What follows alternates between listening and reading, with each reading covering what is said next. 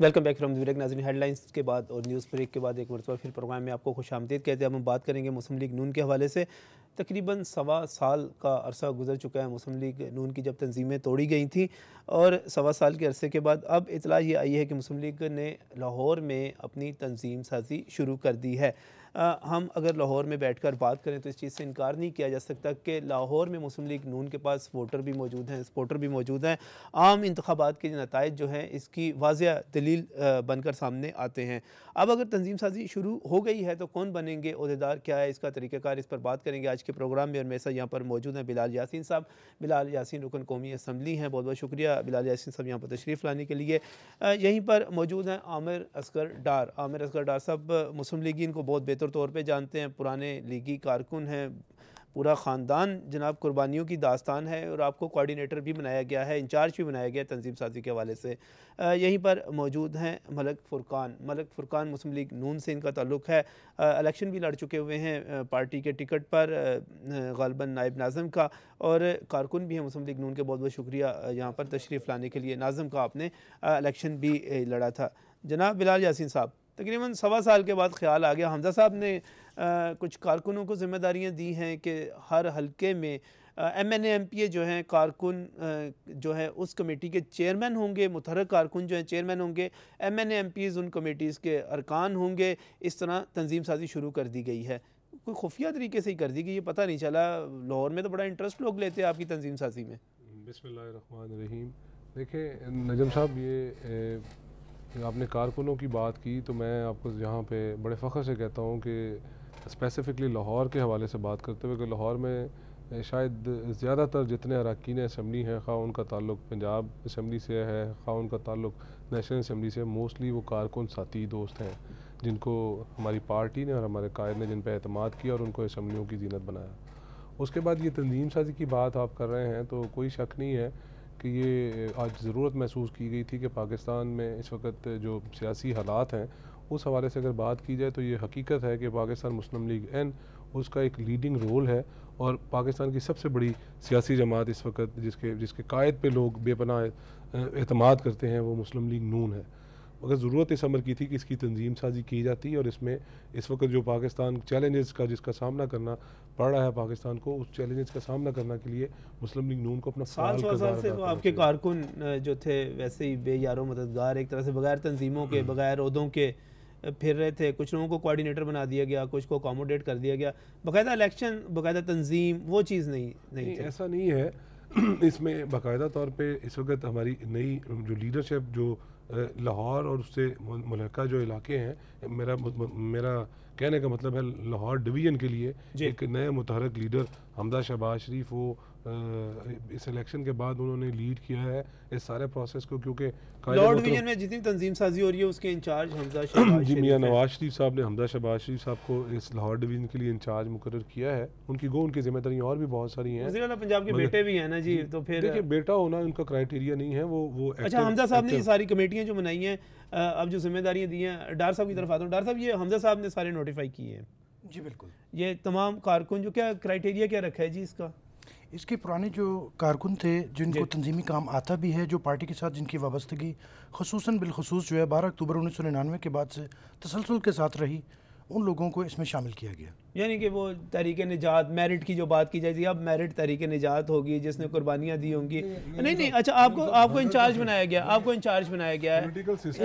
एक सूबाई हल्के का। इसी तरह लाहौर में 25 सूबाई हल्के हैं, 25 जगहों से जो मुख्तलिफ कारकुनों को 25 जगह पे जिम्मेदारियाँ दी गई हैं। एक चीज़ मैं और क्लियर करता चलूँ कि तंजीम साजी सिर्फ लाहौर में नहीं हो रही, ये पूरे पाकिस्तान में हो रही है। हम ज़रा लाहौर की बात करें, लाहौर पे थोड़ा सा जोर देंगे हम। थोड़ा सा लाहौर में आप कारकुन जो है अपने अपने हल्के में तंजीम साजी करेंगे?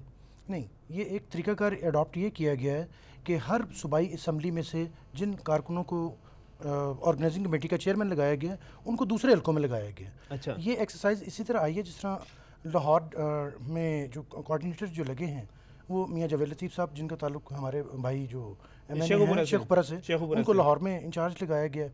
ये इसी तरह इंटरचेंज किया गया है सब लोगों को, ताकि लाइकिंग डिसलाइकिंग जो है उससे एक चीज़ पीछे हट जाए।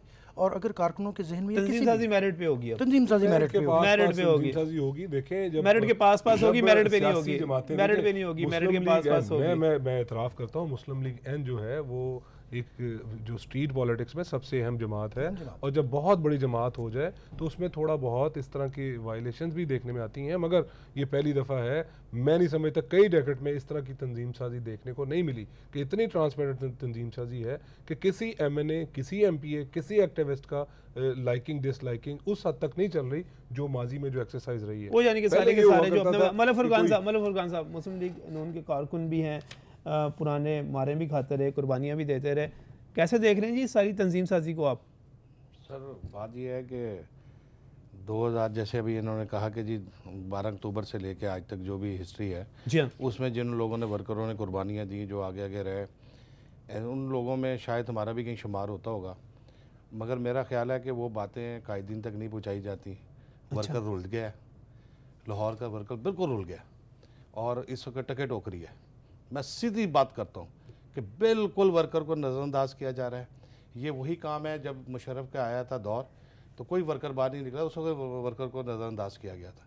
आज भी वही पॉलिसी है, वर्कर को नज़रअंदाज करना, और यही हर एक्सरसाइज हर MNA MPA के हल्के में हो रही है। जो वहाँ पे मंजूर नज़र होते हैं वो oblige होते हैं, जो मेरे जैसे होते हैं जो कहते हैं नहीं मुहावमती पॉलिसी पे चलते रहो। ये भी हमारे मंजूर नजर हैं, मेरे तो भाई हैं। बात ये है कि मेरा नाम तो कहीं पे मेरे होता ही नहीं है। मेरे नहीं वैसे एक बात से मलिक साहब की एक बात से मैं एग्री करूंगा। उन्होंने जो हवाला दिया ना कि शहबाज साहब के पिछले दौर में भी कारकुन जो थे नज़रअंदाज हो रहे थे, और यही वजह थी कि जब 12 अक्टूबर हुआ था उसके बाद आप कारकुनों को ढूंढते थे कि निकलें बाहर, और निकलने वाला कोई नहीं होता था। क्यों फुरकान साहब ऐसी ही बात ऐसे ही थी है जनाब। इस वक्त भी कारकुनों के साथ धड़ेबंदियाँ मुख्तलिफ हलकों में बना दी गई हैं, लोगों को इंतहाई जलील किया जा रहा है। मैं आपको हकीकत बता रहा हूँ, वर्कर इस वक्त बिल्कुल बेयारो मददगार है। किसी वर्कर को नहीं पूछा जा रहा, किसी वर्कर को कोई पता नहीं होता ऊपर से किसका नाम आ जाते हैं। मेरा नाम तो आज तक कहीं नहीं आया। अगर कोई एतवार बाजार की कमेटी बनती है, इनका नाम अगर कहीं एतवार बाजार की कमेटी बनती है, वहाँ मैं अपने हल्के में हूँ, मैंने 2 इलेक्शन लड़े हैं जी। उस दौर में जब कोई टिकट नहीं लेता था, मुझे घर से बुला के टिकट दिया था, और मैंने इलेक्शन पार्टी के लिए लड़ा, लाखों रुपया लगाया हमने पार्टी के ऊपर। पार्टी ये बैठे हैं MNA साहब हमारे, इनसे पूछें कि मलिक फुरकान कभी किसी जगह पे किसी बुरे वक्त में पीछे हटाओ? कभी नहीं, हमारे भाई हैं और बड़ा इतराम है। कोऑर्डिनेटर बनने लगते हैं, कमेटियां बनने लगती हैं, और फिर नवाजा जाने लगता है, फिर कोई और, वो वही तो बात कर रहे हैं। ओबलाइजिंग की जब बात आती है उस वक्त वो लोग होते हैं कि जो साथ साथ हर वक्त 24 घंटे हम, ठीक है हमारा कारोबार भी होगा, कोई हम नहीं है 24 घंटे इस वक्त, क्योंकि पार्टी में अच्छा टाइम है नहीं हम दे सकते, मगर हमें कभी बुलाया भी नहीं जाता ऐसी जगह पे।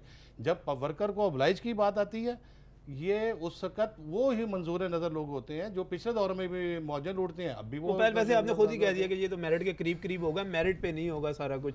नहीं देखिए, मैं जहाँ पे अगर मलिक साहब ने जो बातें की हैं वो साहब की बात करनी है, देखें वो ये हज पे थे, इनका थोड़ा सा वहाँ पे ना, क्योंकि इबादत में इन्होंने वक्त गुजारा है, वापस आए हैं तो इनको तो सच बोल रहे हैं ना, सच बोल रहे हैं। हज करके बंदा आता है तो सच। अल्हम्दुलिल्लाह मैं भी हाजी हूँ और इंशाल्लाह वुज़ू में बैठा हुआ, मैं भी झूठ नहीं बोल रहा कि ये इनका नाम मौजूद है। जो टॉप मोस्ट हमारी जो इलाकाई लिहाज से जो हमारी PP में और NA में जो टॉप मोस्ट जो हमारे लोग हैं, जिनको पार्टी ने हाई कमान ने चंद लोगों को नाम भेजे हैं 6 या 7, ये बड़े एजाज की बात है। मेरे सुन ले, सिर्फ अपनी बात नहीं कर रहे, वो ओवरऑल मैं पहले इनको तो क्लियर करूं, पहले वो तो बेचारे लाहौर में कारकुनों का रोना रो रहे हैं। मैं बिलाल साहब की बात बता रहा हूं, सिर्फ एक मैं बिल्कुल आपको सिर्फ एक बात करने की इजाजत चाहिए। पता नहीं क्यों अग्रेसिव है मेरा भाई। नहीं एक बात मुझे बता दीजिए, हमारे घर की बात है ये आके। अच्छा मैंने लाहौर में वैसे देखा मलिक साहब की बात को, हेल्दी साइन इसमें कोई बिलाल साहब, एक मैंने लाहौर में मुजाहरा देखा जिसमें तहरीक इंसाफ भी थी, जमात इस्लामी भी थी, ओपोजिशन का दौर था, आप लोग मारे खा रहे थे अभी, और यकीन कीजिए वहाँ पर तकरीबन लाहौर का मुजाहरा था प्रेस क्लब के सामने, टोटल मुजाहरीन की तादाद थी कोई 75 से 80 के करीब, और उसमें से मुस्लिम लीग नून के कोई 30 से 35 लोग थे। ये सूरत हाल थी कारकुनों की। अगर आज भी यही शिकायत होंगी तो तंजीम साजी और ये चीज़ें क्या होंगी, किस तरह आगे बढ़ेंगी, इस पर मज़ीद बात करते हैं इस ब्रेक के बाद।